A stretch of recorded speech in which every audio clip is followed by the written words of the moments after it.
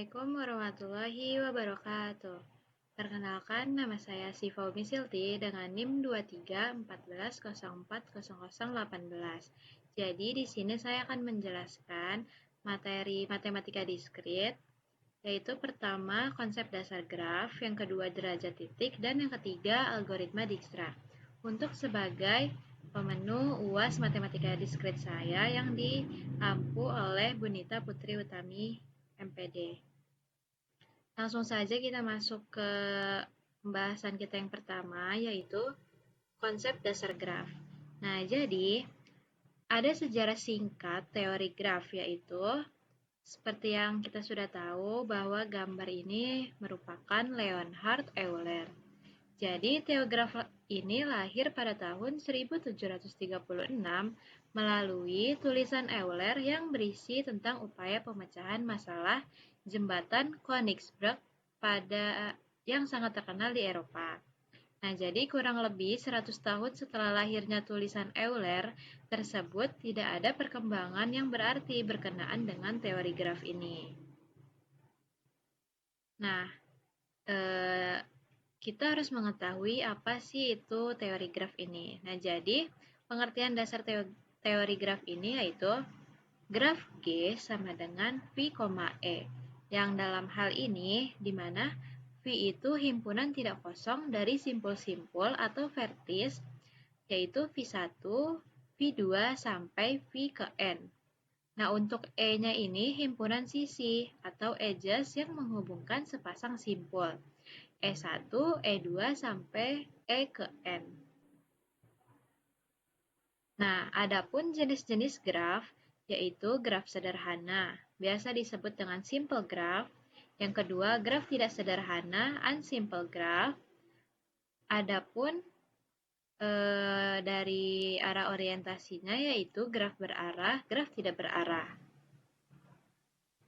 Nah, kita perhatikan ketiga gambar ini. Yang gambar pertama itu merupakan graf sederhana. Yang kedua ini graf ganda, yang ketiga ini graf semu. Nah, kita lihat pada gambar ini. Pada gambar yang pertama adalah graf dengan V, yaitu dengan simpulnya ini ada 1, 2, 3, dan 4. Dan untuk E-nya itu, atau edges, atau sisi yang lebih sering kita sebut, itu ada 1,1, 1,3, 2,3, 2,4, dan 3,4. Untuk pada gambar 2 ini simpulnya sama, ada 1, 2, 3, 4. Nah, untuk sisinya 1,2, 2,3, 1,3, 1,3, 2,4, 3,4, dan 3,4 yang dari luar ini. Yaitu berarti ada E1, E2, sampai E7. Nah, untuk yang gambar ketiga, itu ada simpulnya masih sama, ada 1, 2, 3, 4. Dan untuk sisinya ini 1,2, 2,3, 1,3, yang 1,3 lagi, 2,4, 3,4, 3,4, dan 3,3. Itu ada E1, E2, sampai ke E8. Nah, untuk selanjutnya ini ada sisi ganda dan loop. Nah, masih sama gambarnya sama yang seperti tadi. Nah, pada gambar 2 ini, sisi E3, nah ini kan, sisi E3 itu berarti 1,3. Dan sisi E4, nah ini kan sama 1,3. Nah, ini tuh dinamakan sisi ganda, karena kedua sisi ini menghubungi dua buah simpul yang sama, yaitu simpul 1 dan simpul 3. Nah, pada gambar ketiga kita lihat sisi E8. Sisi E8 ini 3,3 karena dari sini dia kembali lagi ke titik 3. Nah, dinamakan gelang atau kalang atau loop. Karena ia berawal dan berakhir pada simpul yang sama. Karena dia mulai dari 3 dan diakhiri juga di 3. Untuk selanjutnya, ini ada contoh dari graf hingga. Nah, jadi graf hingga ini sebuah graf G, di mana V, E-nya itu dengan V dan E-nya hingga disebut graf hingga atau graf tak terhingga, atau graf terhingga. Nah, yang kedua, graf tak hingga. Sebuah graf G, P, E dengan P dan E-nya itu tak hingga. Nah, seperti ini. Nah, untuk selanjutnya itu ada insidensi atau yang sering kita sebut itu bersisian. Nah, jadi kita lihat gambar 1, gambar 2, dan gambar 3. Untuk sembarang sisi E, yaitu VJ, VK, dikatakan E berinsidensi dengan simpul VJ atau E berinsidensi dengan simpul VK. Nah, kita lihat pada gambar 1, sisi 2,3 ini berinsidensi dengan simpul 2 dan simpul 3. Simpul 2 ini bersisian dengan simpul 3. Nah, kita lihat lagi sisi 2,4. Nah, ini pun berinsidensi dengan simpul 2 dan 4. Tetapi, sisi 1 yang 1,2 ini tidak berinsidensi dengan simpul 4. Jadi, 1,3 ini tidak bersisian dengan simpul 4. Nah, untuk yang selanjutnya itu ketetanggaan. Nah, gambarnya masih sama-sama yang tadi. Jadi ketetanggaan ini atau yang sering kita sebut dengan adjacent, dua buah simpul dikatakan bertetangga bila keduanya terhubung langsung oleh sebuah sisi. Sedang dua buah sisi dikatakan beradjasensi bila keduanya memiliki ujung pada simpul yang sama. Kita lihat pada gambar yang pertama ini. Simpul 1 beradjasensi atau berketetanggaan dengan simpul 2 dan 3. Simpul 1 tidak bertetanggaan dengan simpul 4 karena tidak ada yang menghubunginya. Nah, kita lihat lagi gambar 2. Sisi E1 ini bertetanggaan dengan sisi E3. Nah, sisi E2 ini tidak bertetangga dengan sisi E5. Nah, di sini karena tidak ada garis yang menghubunginya. Nah, untuk selanjutnya itu derajat atau valensi. Nah, jadi derajat suatu simpul adalah jumlah sisi yang bersisian dengan simpul tersebut dengan notasinya itu dV, derajat. Nah, kita lihat pada gambar 1 ini, D1-nya ini sama dengan D4, yaitu derajatnya 2. Nah, D2 itu sama dengan D3 ini dengan derajatnya 3. Nah, kita lihat lagi gambar yang kedua. Nah, D1 sama dengan 3, bersisian dengan sisi ganda. Nah, D3 sama dengan 4, bersisian dengan sisi gelang atau loop ini. Nah, untuk gambar yang ketiga, nah D5-nya ini sama dengan 0, karena dia ini simpul terpencil, tidak ada yang menghubunginya. Nah, D4 ini sama dengan 1, karena ini simpul anting-anting atau pendant vertex. Nah, yang selanjutnya ini ada lemma jabat tangan, yaitu jumlah derajat semua simpul pada suatu graf adalah genap, yaitu 2 kali jumlah sisi pada graf tersebut. Nah, sebagai contohnya ini, dengan kata lain, jika G sama dengan V, E, maka sigma V elemen V, dV sama dengan 2 nilai mutlak dari E. Nah, kita lihat pada gambar pertama, yaitu D1 tambah D2 tambah D3 tambah D4 itu 2 tambah 3 tambah 3 tambah 2 sama dengan 10. Nah, 2 dikali jumlah sisinya, 2 dikali 5, karena sisinya ada 5. Berarti 10. Nah, kita lihat gambar yang kedua ini. D1 tambah D2 tambah D3-nya itu 3 tambah 3 tambah 4 sama dengan 10. 2 dikali jumlah sisi sama dengan 2 dikali 5. Nah, kita lihat yang gambar 3 ini, D1 tambah D2 tambah D3 tambah D4 tambah D5-nya ini, nilainya 2 tambah 2 tambah 3 tambah 1 tambah 0 sama dengan 8. Berarti 2 dikali jumlah sisinya. Nah, 4, karena dia sisinya ada 4 kan, berarti 2 dikali 4. Oke, selanjutnya kita masuk ke contoh soal untuk materi konsep dasar graf. Nah, yang pertama bisa dilihat ada gambar graf di sini. Berdasarkan model graf berikut, simpul yang memiliki derajat tertinggi adalah, nah untuk penyelesaiannya, graf yang dimodelkan seperti gambar ini merupakan multigraf dengan 8 simpul dan 9 sisi. Itu kan simpulnya A, B, C, D, E, F, G, H, dan 9 sisi. Derajat masing-masing simpul dapat dilihat dari banyaknya sisi yang bersisian dengannya. Sebagai contoh, derajat dari simpul A adalah 2 karena ada 2 sisi yang bersisian dengannya.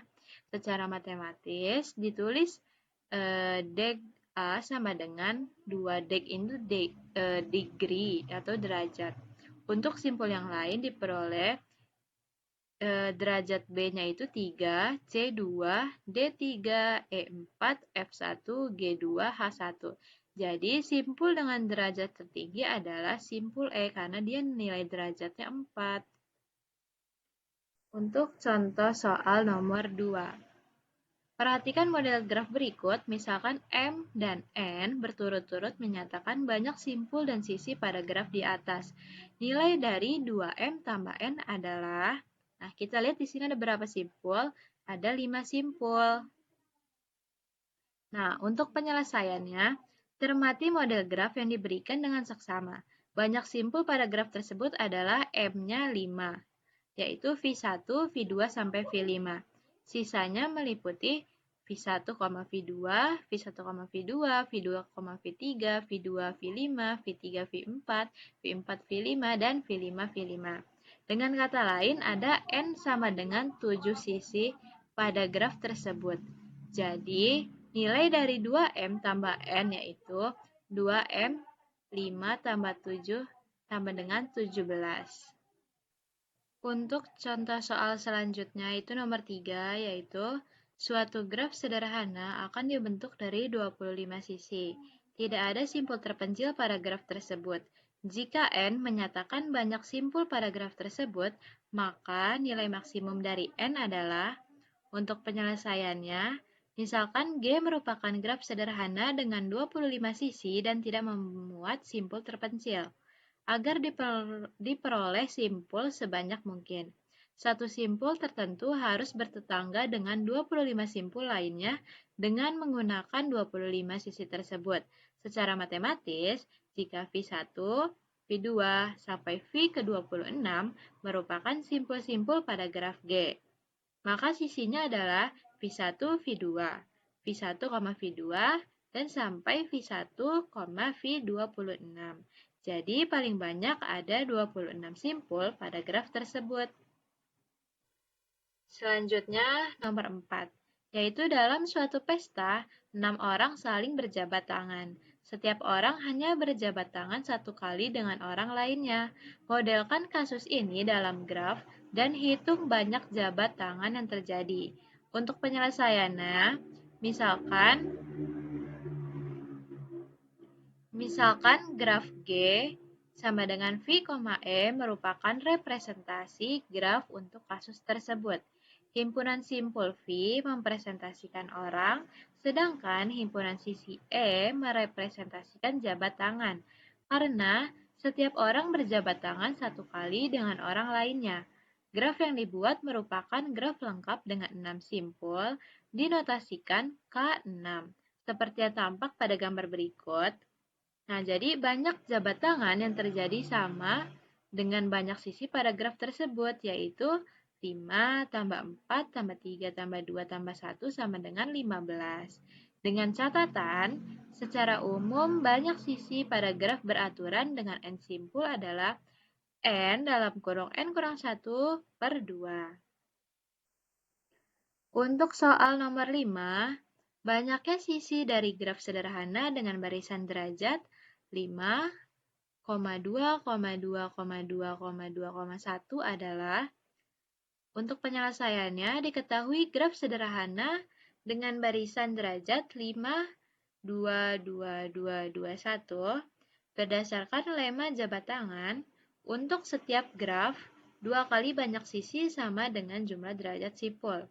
Misalkan, nilai mutlak dari E, menyatakan banyaknya sisi dari graf tersebut. Dengan demikian, diperoleh 2E sama dengan 5 tambah 2 tambah 2 tambah 2 tambah 2 tambah 1. 2E sama dengan 14, yaitu berarti nilai E-nya sama dengan 7. Jadi, graf tersebut memiliki 7 sisi. Lebih lanjut berikut diberikan model graf. Nah, seperti yang bisa kita lihat bersama-sama, di sini ada gambar grafnya dengan 6 simpul dan 7 sisinya. Baik, selanjutnya kita membahas materi derajat titik. Sebelum lebih lanjut, kita harus mengetahui definisi dari derajat titik ini. Jadi, derajat titik ini derajat suatu simpul pada graf tak berarah adalah jumlah sisi yang bersisian dengan simpul tersebut. Nah, jika terdapat gelung atau self loop, yaitu sisi yang kembali ke simpul yang sama. Seperti yang sudah kita jelaskan pada konsep dasar graf di sebelumnya, masih ingat kan terhadap loop itu? Nah, jadi gelung dihitung sebagai 2 terhadap derajat simpul. Alasannya, sisi tersebut memiliki 2 ujung yang sama-sama berada pada simpul tersebut. Nah, jadi jika simpul tidak memiliki sisi sama sekali, maka derajatnya 0. Disebut simpul terpencil atau isolated vertex. Nah, adapun macam-macamnya, yang pertama itu derajat minimum atau minimum degree. Jadi nilai derajat terkecil dengan notasinya delta G. Jika derajat semua simpul adalah 5, 3, 2, 1, 0 berarti derajat minimumnya yaitu 0. Yang kedua ada derajat maksimum atau maksimum degree. Jadi nilai derajat yang terbesar dengan notasinya delta G. Jika derajat semua simpul adalah 5, 3, 2, 1, 0 berarti derajat maksimumnya itu 5. Yang ketiga, barisan derajat atau degree sequence. Urutan derajat semua simpul pada graf biasanya ditulis dari nilai terbesar ke terkecil. Jika derajat simpul-simpul adalah DA 5, DB 3, DC 3, DD 2, DE1, DF0. Berarti kita tulisnya, maka barisan derajatnya itu 5, 3, 3, 2, 1, 0. Untuk yang keempat itu derajat titik beraturan atau regular graph. Jadi suatu graf disebut graf beraturan jika setiap simpul memiliki derajat yang sama. Nah, dengan contoh, graf segitiga, 3 simpul saling terhubung. Masing-masing simpul derajatnya 2, jadi graf 2 reguler. Jadi itu kan sama-sama beraturan, jadi itu yang disebut dengan derajat titik beraturan. Jika semua simpul derajatnya 3, graf yang tidak memiliki kesamaan derajat pada semua simpul bukan graf beraturan. Nah, yang kelima ini ada gelung atau self loop. Self loop ini sisi yang berawal dan berakhir pada simpul yang sama. Dalam perhitungan derajatnya, satu gelung menambah pada derajat simpul. Contohnya, jika simpul B memiliki satu gelung dan 3 sisi lainnya, maka DB sama dengan 3 ditambah 2, yaitu 5.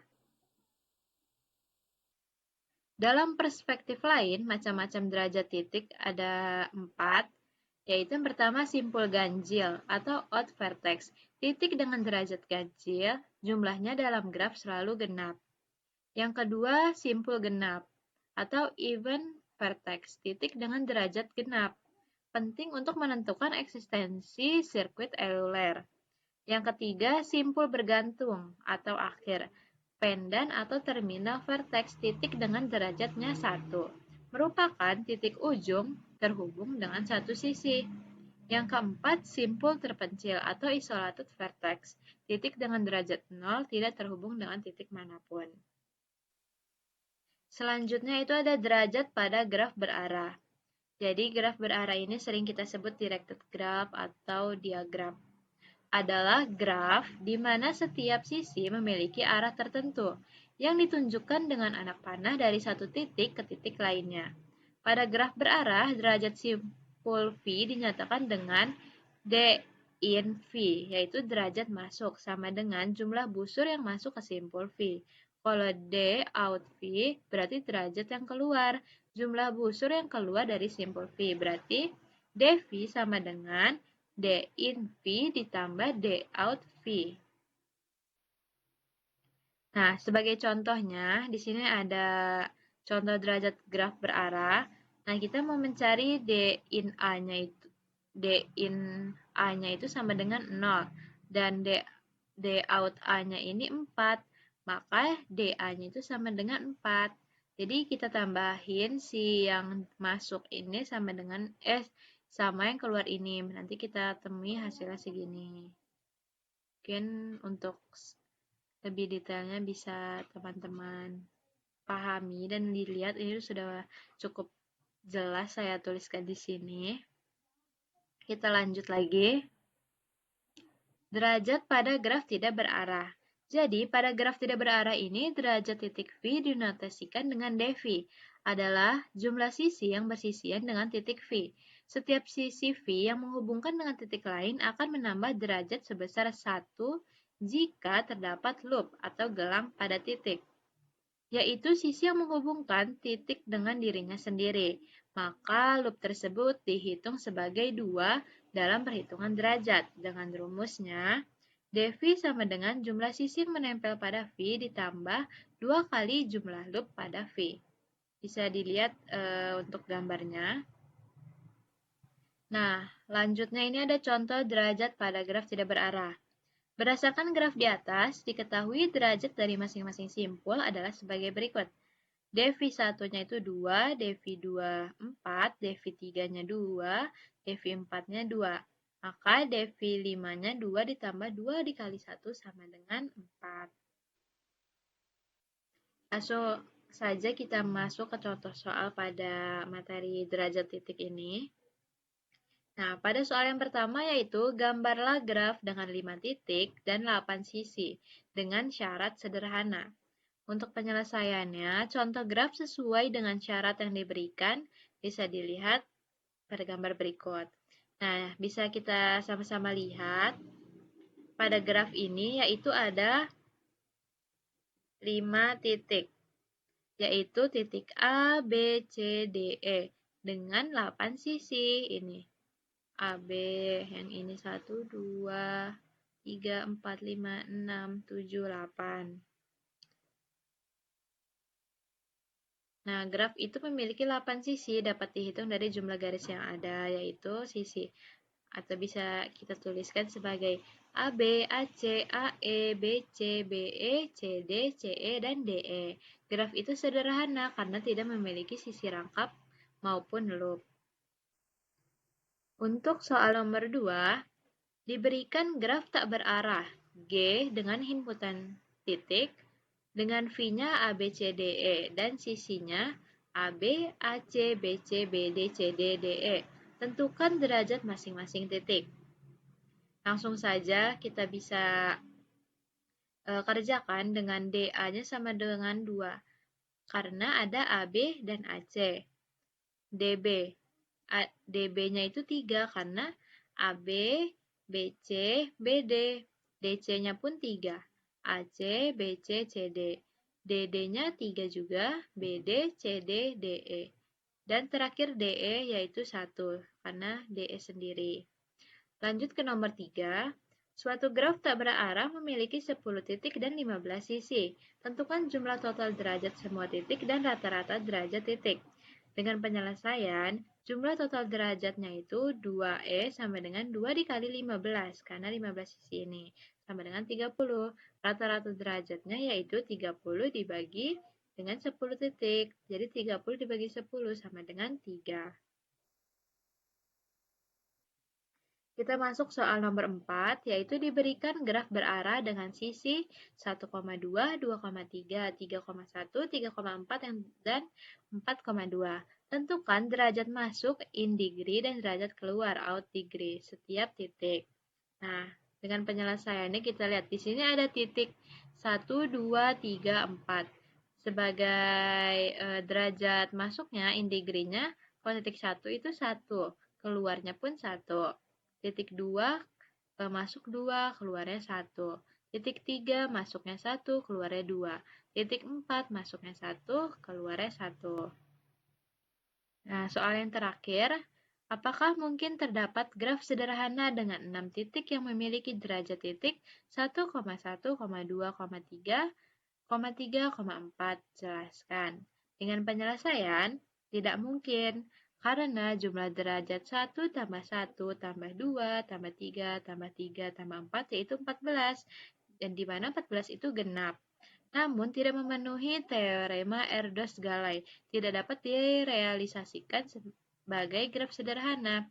Maka deret derajat tersebut bukan derajat graf sederhana.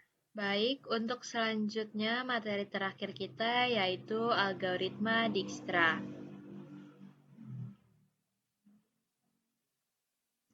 Baik, untuk selanjutnya itu materi terakhir kita yaitu algoritma Dijkstra.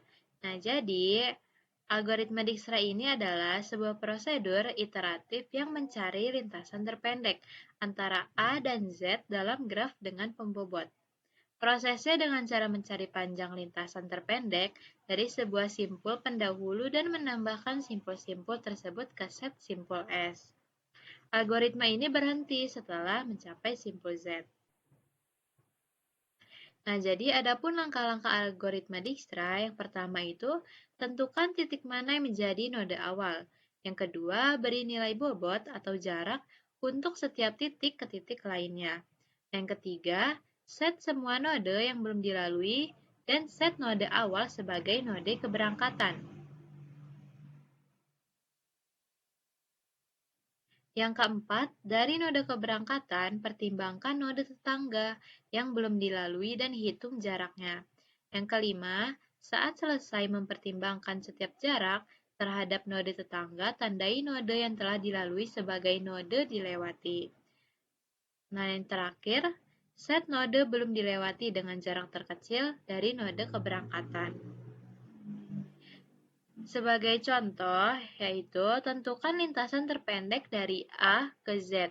Ini ada titik A, B, C, D, E, Z. Dengan jarak AB 4, B AC 2, BC 1, BD 5, BC-nya 1, CD-nya 8, CE 10, DE 2, DZ 6, EZ-nya 3. Nah, jadi solusinya, mulai dari simpul A kita lingkari atau kita beri tanda sebagai simpul awal. Nah, tentukan jalur dengan bobot terpendek yang menghubungkan A dengan simpul yang lain. Jika jalurnya lebih dari 1, pilih jalur dengan bobot terendah. Nah, ini kan kayak A ke C, dengan bobot jaraknya itu 2. Selanjutnya, kita lingkari simpul C, kita beri tanda lagi. Nah, tentukan jalur dengan bobot terpendek yang menghubungkan C dengan simpul yang lain. Jika ada jalur yang lebih dari 1, pilih jalur dengan bobot terendah. Yang C kan, dia bisa ke C. Kita kan mau titik A sampai ke titik Z tadi kan. Nah, udah A ke C, dia bobot jaraknya 2. Sekarang kita cari lagi titik C ini, kita mau hubungkan kemana? Dia bisa ke B, bisa ke D, bisa ke E. Tapi kita lihat dengan nilai bobot terendah, harus nilai paling bobot terendah. Nah, coba misalnya kita lihat ke E. Kalau C ke E ini nilai bobotnya 10, ini masih besar. Kalau C ke D itu 8, ini masih besar. Nah, berarti kita ambil yang C ke B ini karena nilai bobotnya 1. Nah, untuk selanjutnya, lingkari simpul B. Tentukan jalur dengan bobot terpendek yang menghubungkan B dengan simpul yang lain. Jika jalurnya lebih dari 1, maka kita pertimbangkan dengan cara yang tadi. Tetapi karena B ini cuma satu jalurnya kan, karena dia langsung ke D, nggak mungkin B ini ke A. Nggak mungkin dia balik lagi karena kita mau mencapai titik Z. Nah, jadi pasti B langsung ke D ini dengan nilai bobotnya itu 5. Nah, untuk selanjutnya simpul D. Simpul D ini kita lihat mana aja yang bisa kita lalui. DE, DZ kan bisanya. Nggak mungkin kita balik lagi D ke C ini. Nah, kita lihat dulu DE. DE ini nilai bobotnya 2. Sedangkan kalau kita langsung ke Z itu 6. Berarti kita pasti pilih yang ke E dulu karena dia nilai bobotnya rendah. Nah, selanjutnya lingkari simpul E. Nah, tentu lingkari simpul E. Nah, simpul E ini pasti langsung ke Z karena tidak ada lagi simpul yang lain dengan nilai bobotnya 3. Nah, jadi lintasan terpendek dari A ke Z adalah A ke C, C ke B, B ke D, D ke E ke Z. Dengan bobotnya 2 tambah 1 tambah 5 tambah 2 tambah 3 yaitu 13. Kita masuk ke contoh soal pada materi algoritma Dijkstra ini. Contoh soal yang pertama. Perhatikan graf berbobot tak berarah pada gambar di bawah ini dengan titik V. Simpulnya itu ada 5, yaitu A, B, C, D, E. Dengan bobot sisinya, AB-nya 4, AC 2, BC 1, BD-nya 5, CD-nya 8, CE-nya 10, DE-nya 2. Nah, gunakan algoritma Dijkstra untuk menentukan lintasan terpendek dari titik A ke semua titik lain. Nah, jadi penyelesaiannya, langkah Dijkstra jarak awalnya DA-nya 0, yang lainnya tak hingga. Nah, dari A kita update menjadi DB-nya 4, DC-nya 2. Nah, pilih C-nya yang terkecil, DB-nya 2 tambah 1 sama dengan 3. Dan seterusnya sampai D. Nah, hasil akhir lintasan terpendek dari A yaitu A ke C 2, ACB 3, ACBD 8, ACBDE 10. Contoh soal nomor 2. Berdasarkan graf, tentukan lintasan terpendek dari titik A ke D menggunakan algoritma Dijkstra. Nah, untuk gambarnya bisa kita lihat sama-sama di sini. Jadi, lintasan terpendeknya yaitu ACBD dengan jarak 1 tambah 1 tambah 4 tambah 6. Pada contoh soal nomor 3. Pada graf, tentukan jarak terpendek dari titik P ke titik T. Nah, kita harus mengikuti prinsip pada algoritma Dijkstra tadi. Kita cari dengan jalur yang terpendek dengan nilai bobot yang paling rendah, yaitu kita temukan P ke Q, Q ke R, R ke S, S ke T dengan jarak 2 tambah 1 tambah 3 tambah 2 yaitu 8. Contoh soal nomor 4. Dari graf, tentukan lintasan terpendek dari titik 1 ke titik 4. Nah, lalu bandingkan dengan lintasan alternatif lainnya. Nah, jadi dengan penyelesaian lintasan terpendek 1, 2, 4 ini yaitu 5 tambah 1, 6. Lintasan alternatifnya 1, 3, 4. Yaitu kan 2 tambah 6, 8. Nah, kita pilih kan yang paling rendah. Jadi, kita menggunakan lintasan terpendek 1, 2, 4. Nah, contoh soal yang terakhir. Pada graf tentukan lintasan terpendek dari X ke W. Kemudian jelaskan apakah lintasan berubah jika bobot sisi X ke Z diubah menjadi 2. Dengan penyelesaian, awal lintasan terpendeknya itu kan X, Y, Z, W dengan jarak 2 tambah 3 tambah 1, yaitu 6. Setelah bobot X sampai Z itu sama dengan 2, lintasan barunya X, Z, W. Kan nih, X, Z, W. Nah, dengan jarak 2 tambah 1 sama dengan 3. Lintasan berubah karena bobot yang lebih kecil menghasilkan jarak total minimum. Kita harus memilih yang paling minimum. Mungkin cukup sekian materi dari saya, kurang lebihnya mohon maaf. Assalamualaikum warahmatullahi wabarakatuh.